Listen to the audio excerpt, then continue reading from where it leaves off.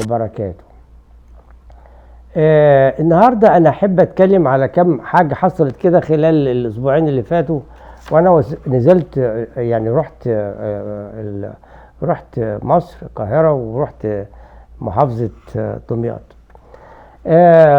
كانت رحله ناجحه 100%. انا حاولت اخلي الرحله دي تنجح، ما كل حاجه بتعتمد على الشخص نفسه. لو انت عاوز حاجه هتنجح بعون الله يعني.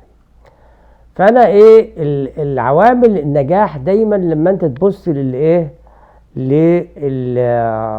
للايجابيات، وتحط او تتغاضى عن السلبيات، تحس انك انت عملت حاجه، استمتعت بالشيء نفسه. وبعدين كمان لما الواحد بيكبر في السن كمان بيقدر بيستوعب الحاجات اكتر، او بيبص لها بنظره عميقه الى حد ما عن قبل كده يعني، او فترات قبل كده يعني. فالمهم فالواحد حاول ان هو ينجح الرحله دي، والحمد لله نجحت يعني. طبعا لو واحد قاعد يبص للسلبيات الموجوده في مصر مثلا، في سلبيات كتير، ولكن يبقى انت هتقعد تبص للسلبيات دي ومش هتقدر تستمتع بحاجه يعني. فاحسن حاجه تتغاضى عنها يعني، وكانها لم تكن يعني. يعني مثلا علشان تعدي الشارع وفي عربيات رايحه جايه، مفيش اماكن عبور مشاة، مفيش اشارات للمشاة عشان يعدوا. خد بالك مفيش رصيف الواحد يمشي عليه حقيقي، لا في القاهره ولا في دمياط. دمياط دي حاجه تانية يعني. ازدحمت بطريقه مش معقوله يعني. زمان واحنا صغيرين كنا نروح دمياط دي، كانت الناس اقل من كده طبعا، وما كانش فيه كم العربيات ده، السيارات يعني، وما كانش فيه كم الموتوسيكلات ده اللي بيسموها هناك مكن يعني. المكنه جمع، والمكنه والمكن الجمع بتاعها يعني. فما كانش فيه الحاجات دي. كان فيه عجل بقى، وكان الناس كلها معظم الناس بتركب العجل بتاعها، عيال صغيره بيركبوا عجل كبار كده يعني. فكانت رياضه ظريفه وخفيفه وحوادثها قليله يعني. دلوقتي احنا بنشوف عربيات هناك في دمياط كتير قوي يعني، زياده عن اللزوم الحقيقي يعني. البلد صغيره يعني. المهم فمن لزوم الشياكه والعظمه بقى عنده عربيه بقى. المهم ف مفيش اماكن واحد يعبر بشها خالص. والرصيف طبعا انت عارف مفيش حد يقدر يمشي على الرصيف يعني. لو مشيت شويه على الرصيف بعد كده، الرصيف ده بتلاقي بقى قهوه، حاطين قهوه، حاطه حاجات قدام الفرشه الكراسي بتاعتها، وواحد يحط البضاعه بتاعته، وكأن الرصيف ده يعني بتاعهم بقى خلاص قدام المحل بتاعه، يبقى خلاص بقى جزء من مكتسب، ومحدش يقدر يمشي عليه يعني. فيعني المشاة مساكين يعني، عشان تعدي الشارع لازم تجري، وفي ساعات بصراحه بتقف يعني وبتهدي شويه وانت بتجري، حاجه مش افرض واحد كبير في السن بيمشي بالعافيه برضه بيقفوا له يعني. فيعني دي من ضمن السلبيات اللي كان بصراحه كان بيتغاضى عنها. وفي القاهره نفس الكلام يعني، الا اذا بقى في اماكن راقيه شويه بتلاقي بتلاقي في اشارات وكده، ويعني وفي عسكري المرور او امين الشرطه وكده، بتمشي، او في اشارات الكترونيه وبيمشي يعني، بتمشي يعني. بس دي مش موجوده في الاقاليم، ما شفتهاش يعني. فكانت يعني المهم، فكانت الرحله ممتعه، والبلد يعني في تطورات ونهضه عمرانيه ممكن نقول كده يعني. وبقت ظريفه يعني، مش وحشه يعني، جميله طول عمرها. دمياط دي جميله، وكانت هاديه كده عن الاول. بس الاول يعني، دلوقتي بقتش هاديه زي الاول يعني، شيء طبيعي يعني. الناس هناك طيبين جدا حقيقي يعني. لو انت حبيت تسال على حاجه او انت تايه، او انت بتلاقي اكتر من واحد يدلك يعني. كمان طبعا انت ما تجيش تقارن مثلا بدوله اوروبيه او بتاع، ولا، فاهم، لان مفيش مقارنه يعني، وملهاش اي 60 لازمه يعني. المهم فكان ايه، فالمهم رحلتي دي كان نفسي انا في الرحله دي ان انا اقابل الاعلاميه، الاعلاميه الجريئه والنشيطه وال- وصاحبه الافكار المتجدده، عواطف الفار. اللي جذبني انا كنت يعني انا شفتها مره يعني على الفيسبوك، شفتها بتتكلم عن السلبيات وشديدة وواثقة من نفسها و عجبني فيها جرأتها يعني، حقيقي يعني. فللأسف الشديد ما كانش ليا نصيب ان انا اشوفها يعني.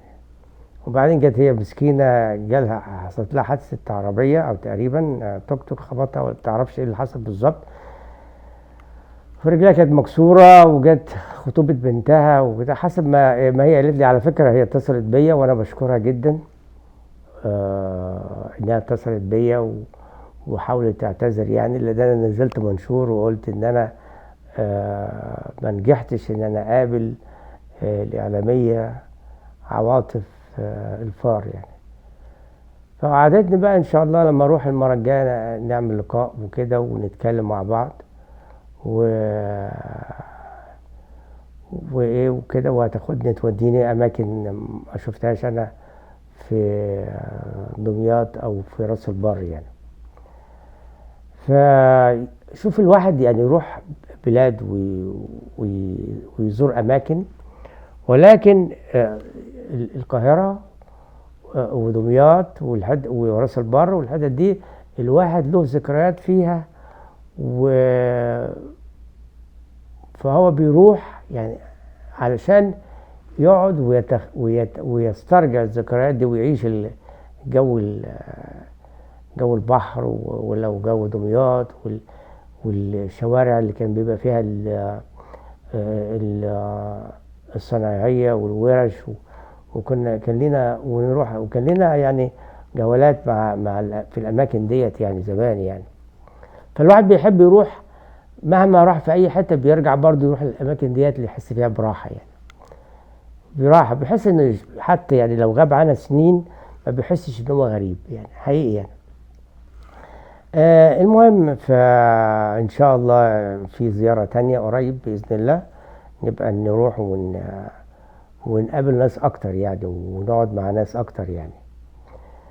طبعا الناس تقعد تتكلم في نقطة أحب أوضحها يعني، بس يقول لك إيه الدمايطة قرصين شوية يعني، بخل عيب يعني. لا لا لا، على فكرة في الحكايات دي موجودة في كل دول العالم. دايما الناس الحريصين يعني، واحد حريص في فرق بين البخيل والحريص، حريص على فلوسه يعني. فطبعا الظروف صعبة، وخصوصا اللي من دول اللي بيجي يصرف الفلوس بتاعته بيجي يصرفها في المكان اللي هو المفروض يعني. فيقول لك عليه ده بخيل، لا هو حريص يعني، ما يصرفش فلوس الا في المكان المفروض تصرف فيه يعني. فايه الكرم بصراحة ما شفتش كرم زي كرم في دمياط. والله حقيقي. وفي المنوفية برضه بيقولوا عليهم برضه ان هم بخلة ومش عارف ايه وبتاع، مع ان انا رحت لما كنت شغال في المحاماة في مصر، اشتغلت في فترة مع محامي من منوف. فكان والله مرة صلينا الجمعة هناك في منوف دي، مش في منوف نفسها بقى، قرية كمان جنب منوف اسمها ايه الحمول. ما في 2 حمول كفر الشيخ وحمول المنوفية. والله في الجامعة كده الناس شافوا واحد غريب مثلا جاي مع ناس كده، اتفضلوا عندنا وبتاع عارف ايه، اهلا وسهلا وبتاع، تحس يعني كأنها عيلة، وربما شافوك أول مرة يعذبوك وكده والحاجات دي يعني. فالمهم فيعني حكاية يطلعوا على الايه على يعني مثلا السكottish اللي هم يقول عليهم برضو ايه بخلة، خدت بالك. كانت مرة وانا كنت في مصر بذاكر اللغة الانجليزية في المعهد البريطاني، فكانت المدرسة من جلاسكو في شمال اللي هي اسكتلندا في شمال بريطانيا، وكانت من اسكتلندا. كان يقول هي المره بتقول لنا ده تصور بيقول علينا احنا بخله ومش عارف بتاع، انسان حريص يعني. برضو في تونس في برضو منطقه كده برضو يقول على الناس اللي بيجوا من المنطقه ديت ايه بخله برضو. مثلا إيه يقولوا مثلا الاوروبيين يقعدوا يتريقوا ويقولوا نكت على البولنديين وان هم ايه تفكيرهم محدود ومش عارف ايه كده يعني. برضو في ايطاليا اهل الشمال بيتريقوا على الجنوبيين ويعتبروهم كده متخلفين يعني ومش يعني راقيين زي بتوع الشمال يعني. خدت بالك؟ وفي اسبانيا نفس الفكره برضو، بتوع الشمال يقعدوا يتريقوا على بتوع الجنوب برضو. وفي امريكا برضو يقول لك على بتوع الجنوب برضو يقولوا عليهم ايه مغفلين وكده يعني، يقولوا عليهم نكت ومش عارف ايه في كل حته يعني. المهم فكانت رحله سعيده في رحله دمياط ديت، واتمتعت بيها زي ما قلت لسه. طب احنا ليه احنا ما نطبقش دي في حياتنا، اللي هي ان احنا يعني مهما تعمل الشغل بتاعك او وتبص للايجابيات في حياتك وتتغاضى عن السلبيات لغايه ما تحقق اللي انت عاوزه. طبعا ناس كتير سالوني عايزين نسافر ومش عارف ايه، في ناس كتير عايزه تسافر وماله السافر، بس سافر بالطريق المظبوط يعني. انما حكايه المراكب والبتاع دوت الهجره غير الشرعيه دي مش ناجحه. بخاطرها يمكن اقول لك 80% ونجاحها 20 ممكن 15. خدت بالك؟ مش عشان واحد نجح عن طريق وقدر يخرج عن طريق المراكب اللي هي الهجره غير الشرعيه. دول نصابين وحراميه وبينتهزوا الفرص وبينتهزوا الفرصه ديت وبياخدوا من الناس فلوسهم يعني. فان شاء الله انا هعمل ان شاء الله فيديو باذن الله واتكلم فيه على طريقه السفر يعني حسب امكانيات كل واحد، سواء الامكانيات العلميه وكده يعني. احب كمان اقول على على نقطه تانية. هي ان لو انا احب اتعلم من الانسان الفاشل، يعني بمعنى صح الانسان اللي فشل في حاجه معينه احب اقعد معاه واحب اتعلم منه. عارف اتعلم منه ايه؟ اتعلم منه ليه هو فشل وايه اللي عمله وهو حس ان هو فشل. فالواحد بيستفاد من الناس ديت حقيقة، وما يعملش الغلطات اللي هو عملها. زي ما انت تيجي تقعد مع نفسك كده كل فترة، المفروض يعني بتقعد مع نفسك وتشوف ايه اللي انت عملته غلط اللي ومنعك توصل انك انت تحقق الهدف بتاعك. لازم تعرف عشان تتغاضى عن الاخطاء دي وتصلح منها وتحاول تتلافاها. بمعنى صح تتلافاها، مش تتغاضى عنها، تتلافاها عشان ما تتكررش تاني وتنجح في الفكرة او تنجح في الحاجة اللي انت عاوز تعملها. طيب في حاجة كمان احب اتكلم فيها كده، حكاية في واحدة سابت ولادها مع والدها، يعني والدتها وابوها ووالدها يعني. سابت ابنها كبير تقريبا في تانية جامعة يعني. فالولد مسكين فاهم الدنيا غلط يعني، فهو راكب دماغه وانت عارف بقى شباب وحاسس ان هو الصح والناس اللي حواليه كلهم غلط. فايه اللي حصل؟ ان هو بيبات بره من غير ما يقول لهم، ويخرج وقت ما هو عاوز، يرجع وقت ما هو عاوز. يقول لك اصل الناس اللي في اوروبا وامريكا عايشين كده. لا حبيبي، انا اعرفك الناس عايشين هنا ازاي. خدت بالك؟ لما الشاب او الشابه بتبلغ 18 سنه بتحب تمشي وتسيب اهلها وتعتمد على نفسها. هما يعني يحبوا كده عشان يعني الاهل مش باقيين للاولاد يعني. على بقد دي لها ايجابيات لها سلبيات برضه. فالاولاد يعني لما بيخرجوا بقى 18 سنه ويخشوا بقى، اذا كان هيروحوا يدخل الجامعه او معهد او حتى يشتغل، بيبقى ايه الاب او الام بيوجهوهم، يعني حتى يعني هم حتى لو هم مش عايشين معاهم فبيوجهوهم ويشوفوا عاملين ايه وتصرفاتهم ايه ومحتاجين ايه ويساعدوهم. ما بيسيبوهمش كده بقى على حل شعرهم يعني، ولكن بيبقى ايه، بيبقى خارجين عارفين دي مسؤولية، انك انت خلاص بقى كبرت وتعتمد على نفسك، تروح تشتغل وتذاكر وكده يعني. فايه واصدقاء السوء خلي بالك، انت تشرب مخدرات هتضيع نفسك، ممكن تضيع وانت حياتك تنتهي بقى خلاص، دخل السجن مثلا نار اسوح، خدت بالك. فبيتابعوا ولادهم يعني، مش بيسيبوهم كده وخلاص. يعني في كم طبعا بيختفوا وما بقاش ليه صله بابوه وامه، ويبقى داير بقى على حل شعره ويلخبط في حياته ويمشي بقى في طريق غلط، طريق مخدرات، وده واخد بالك، وده طريق بقى ايه ملوش نهايه بقى، يعني طريق بقى نهايته معروفه بس ملوش نهايه، ايه ان هو يقدر يرجع تاني، اللي اذا بقى الولد او البنت عاوز يرجع تاني، يعني عايز يرجع عن الطريق ده ويبتدي يبني حياته يعني. ففي المهم في اللي انا عاوز اوصل له ايه، بيبتدي يخلي الولد او البنت تعتمد على نفسها، تلاقيها مثلا ايه بتشتغل وبتروح وبتذاكر في نفس الوقت يعني، وتمشي حياتها على كده يعني. في اللي بيمشي وينجح وفي اللي بيضيع. فالمهم فالاب والام ما بيسيبوش ولادهم يعني، بيتابعوهم برضو، خد بالك. فبقول للاخ ده وماله، انت عايز تقعد تخرج مع اصحابك اخرج مع اصحابك، ولكن برضو قول لجدك ولا جدتك والله انا خارج، انا رايح في حته الفلانيه، عشان ما تشغلهمش عليك يعني. ده حاجه يعني عقلانيه كده يعني. ماما مش موجوده، ماما مثلا بتشتغل في مكان معين وكده، وسايباك امانه عند تيتا وجده، سيدك وستك. فانت برضو تخلي عندك دم، والناس خايفين عليك وهم عايزين ايه، عايزين يشوفوك كويس. فما تنشفش دماغك وتفتكر بقى انك انت بقيت راجل بقى وشنباتك طلعت وانت حمار ولا فاهم الدنيا ولا بتاع، والعيال لو مشيت معاهم في المخدرات ضعت بقى، خدت بالك.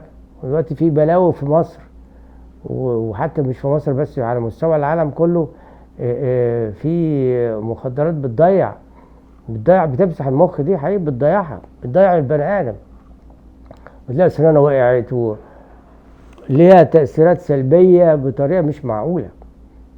فيعني تخليك ناصح. طب ما احنا كنا شباب برضو وكان كل حاجة قدامنا وما مشيناش فيها، واحنا قعدنا مثلا وسافرنا اوروبا وجينا ورحنا امريكا وجينا على امريكا يعني، ولا مخدرات الحمد لله ولا اي حتى ولا خمور ولا بيرة ولا الحاجات من دي خالص، خدت بالك. من شبع على شيء شبع عليه. فالناس دول عايزينك تبقى كويس، مش تطلع خمورجي ولا بتشرب حشيش. يا ريت في حشيش عادل يعني، هقول لك ايه بس حقيقي ان دلوقتي في مخدرات بتدمر المخ، بتدمر المخ حقيقي. فيعني ارجع خليك عاقل كده واستسمعهم يعني، لان الناس ديت عايزين مصلحتك يعني حقيقي يعني.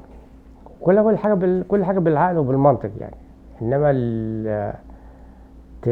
وعيب يعني احترام زيهم يعني، هم زي بابا وماما يعني، زي والدك ووالدتك يعني، وما تعليش صوتك عليهم ولا تتنرفز عليهم، لان كل شيء دوار يعني. يعني انت في يوم هتبقى برضو جد واب والمفروض انت تخلي بالك من حاجات زي كده. ارجع واقول البيت لما بيبقى فيه حد بيبقى ماسك زمامه شويه كده، بتبقى ايه، بيبقى الاب لما يكون له دور في البيت جامد من غير اعتبار بيقدر يحكم. مش بقول يبقى مثلا يضرب الاولاد وكده، لا. التربيه الحديثه او التربيه العصريه ما فيهاش ضرب يعني، بيبقى في الكلام والعقل والمنطق، خدت بالك. وبعدين دي ترجع من الصغر زي ما انا قلت قبل كده، من شاب على شيء شبه عليه بس. فيا ريت انت برضو تخلي بالك من حاجة زي كده، يعني تخلي بالك انك انت لازم تقعد مع نفسك وتشوف غلطاتك. خدت بالك الراجل انت بتتكلم جدك ده عنده بتاع 80 سنة، وتيتا عندها بتاع 70 سنة ولا حاجة زي كده يعني. مش عايز اقول كبرها عشان الولاد تنط على عندي على وتيجي تطلع على الباكس عندي على الخاص وتقعد تقول لي ده انا مش عجوزة. يا ستي حقك عليا، انا ما قلتش انك انت عجوزة، انت شباب، شباب الى الابد. فالمهم فايه، بيقول لك يعني في الناس البلد يقول لك اللي يعرف اكبر منك بيوم يعرف اللي اكبر منك بيوم يعرف عنك بسنة. فالناس دي اخدت خبرة من الدنيا ومن الحياة، فممكن في لحظة تفهمك، يعني تفهم. انت مش عشان خلاص دخلت الجامعة بقيت خلاص راجل وتقدر تعمل اللي انت عاوزه. كل حاجة ولها ايه حدود، يعني مفيش حاجة كده مفتوحة على البحر كده، كل حاجة ولها حدود يعني. المهم فاتمنى انك انت تقعد مع نفسك وتشوف اخطائك وتهتم بمذاكرتك عشان ربنا يكرمك وتعدي الايام دي على خير يعني. ها انا طولت عليكم في الكلام، وان شاء الله ان شاء الله عن قريب جدا جدا هعمل فيديو عن الناس اللي عاوزة تسافر، وحاول يعني شوف الطرق اللي انت تقدر تعملها علشان تحسن من مستواك. واللي بيسافر ده عشان عنده فكرة، عنده مشروع، عايز يدرس، عايز يتجوز يعمل بيت. حكاية الجواز دي حدوتة تانية النهاردة. يعني مش عايز اقول لك ان هي ايه صعبة مع الغلا والمتطلبات دي او الطلبات دي. حتى انا كنت بتكلم مع الاستاذة عواطف قلت لها يا ريتكم تعملوا مناقشة والناس تتكلم، يعني نقعد نعمل زي حلقة كده ونتكلم وكل الناس تقول اللي عندها. ولازم الفكر المتجمد والطلبات الكتير دي وغلاء المهور والطلبات اللي هي ملهاش اول ولا اخر دي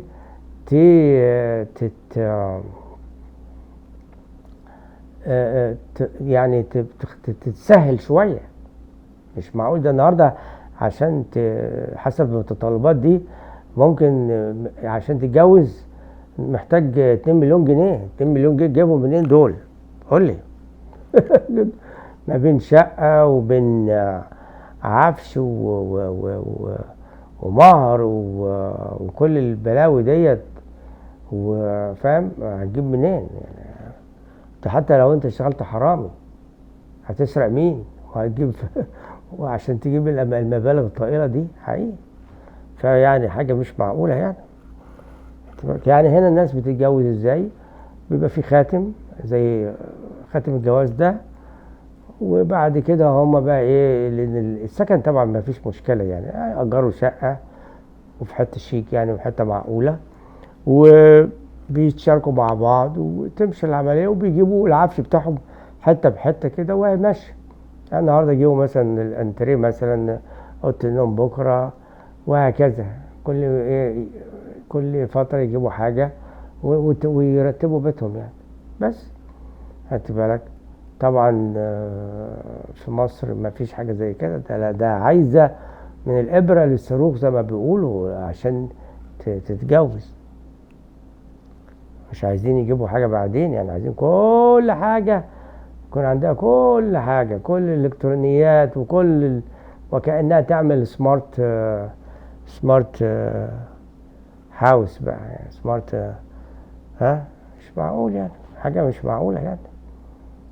فيا ريت يعني برضو الأخت عواطف تقود حملة عنده في منطقتها أو في المحافظة بتاعتها في دمياط يعني، لأن غلاء المهور ده وطلبات الزيادة عن اللزوم دي اللي ممكن كانت تبقى قبل كده ممكن اوكي يعني ممكن تتجاب، لكن في الظروف ديت يعني حاجة ولا في الأحلام بقى، هتجوزوا بالتقسيط.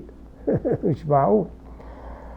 وإلى أن نلتقي في شريط جديد أو فيديو جديد، تحياتي والسلام عليكم.